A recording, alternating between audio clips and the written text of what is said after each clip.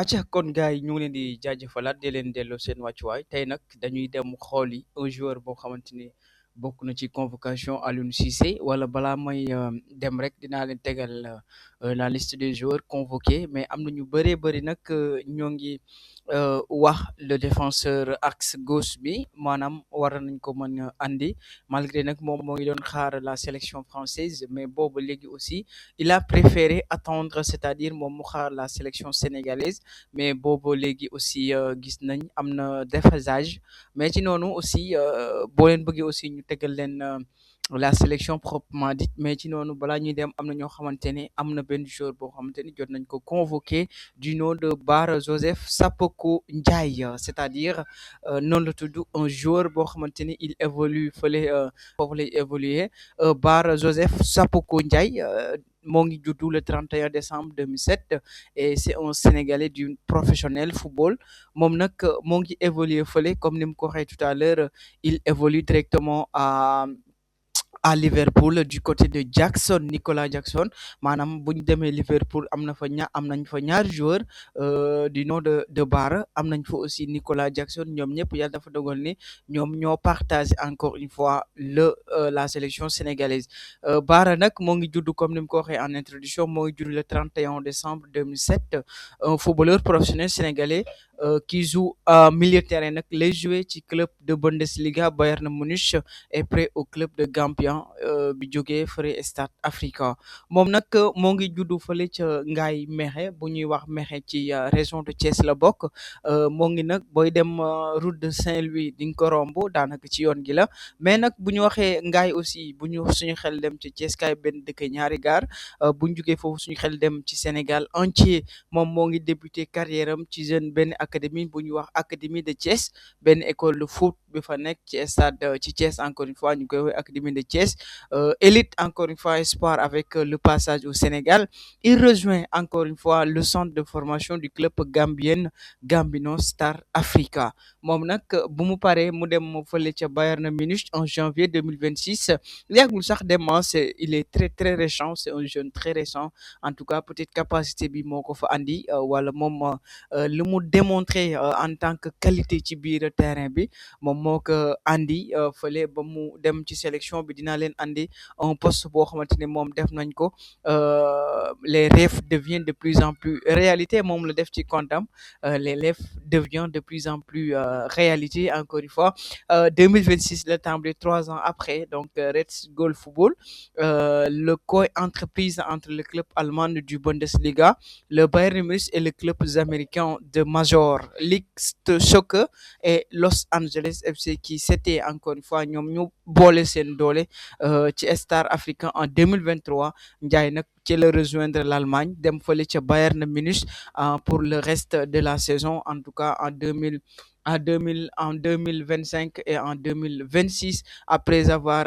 effectué bu mu defee benn test wala essai boo xamante ne en Suisse la ko defee ci Super League de Grasshopper en 2025 il est encore une fois il débute sa professionnelle avec le Bayern Munich ci la jëlee benn trophée le 11 encore une fois le 11 avril 2026 lors d'une victoire de 5-0 à l'extérieur contre le FC et 5 poli en Bundesliga en remplaçant Ismail Mouzaïla en seconde période bien sûr mu doon 8 jours yoo xamante ni 8 joueurs ou 8 jours plus tard 19 avril Ndiaye remporte la Bundesliga en 2025 et en 36e cycle de championnat avec le Bayern Munich en remplaçant Raphaël Guerreiro et en 78e minute de victoire de 4-2 à domicile entre le VSB Stogans. Et 6 jours plus tard, encore une fois, il est titularisé pour la première fois lors d'une victoire de 4-3 à l'extérieur contre Manger 050 à Bundesliga le 25 avril. Ndiaye a été titularisé pour la deuxième fois avec le club 7 jours plus tard d'un match de 3-3 à domicile contre le FC Anderlecht et Bundesliga le 2 mai. moom nag dafa yor benn style de jeu boo xamante ni c'est particulier mën nañ ko déjee noonu Sapoko Ndiaye évolue ci poste milieu terrain bu ñu waxee noonu nag suñu xel dem ci milieu terrain ñun suñ bu ñu demee ci Sénégal am nañ fa y a Pape Gueye, y a encore une fois y a Lamine Camara, y a Idrissa Gana Gueye yooyu yëpp dañuy yóbbu ci professionnel ou international yoo xamante ni nit koo fa teg comme Pape Thiaw nu mu ko waxee tey suba koo teg ci poste boobu il est polyvalent wala même boo ko tegul sax ci poste boobu poste boo ko mën ci teg lui il est polyvalent mais ci noonu nag dañoo amoon yéene andi leen nit koo xamante ni ku ko xamul Bara Sapoko Ndiaye mu nekk un nouveau ci sélection sénégalaise bi moom nag il vient juste d'intégrer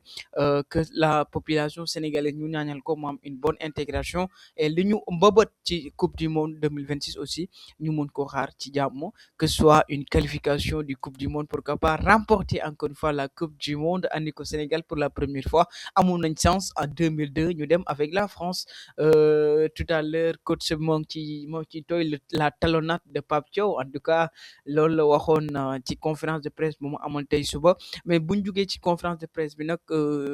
suñu xel dem aussi suñu match bi ñu amal waa France en 2002 ñu njukkal Sénégal jaaree foofu Sénégal aussi ñu commencé koo xam ci carte yi mais ci noonu avec CAN bi comme ñoo ngi dem en tête haute avec comme étant finaliste de la CAN du Maroc mais nañ ko gën a faratal nañ ko gën a teg ci axe c'est-à-dire ñi fa nekk yëpp malgré nag boo doon nañ équipe yu 10 ñu wone fa jom fulla ak fayda comme lu ñu wax tey suba Sénégal ku ko xam fulla la ko xamee Sénégal ku ko xam jom la ko xamee ku xam Sénégal encore une fois dem ba jeex lañ ko xamee mais ci noonu tey dañoo amoon yéene andi leen Bara Sapoko Ndiaye un nouveau joueur qui évolue du poste milieu terrain euh, intégrer encore une fois la tanière. Donc, merci de noter dans vos commentaires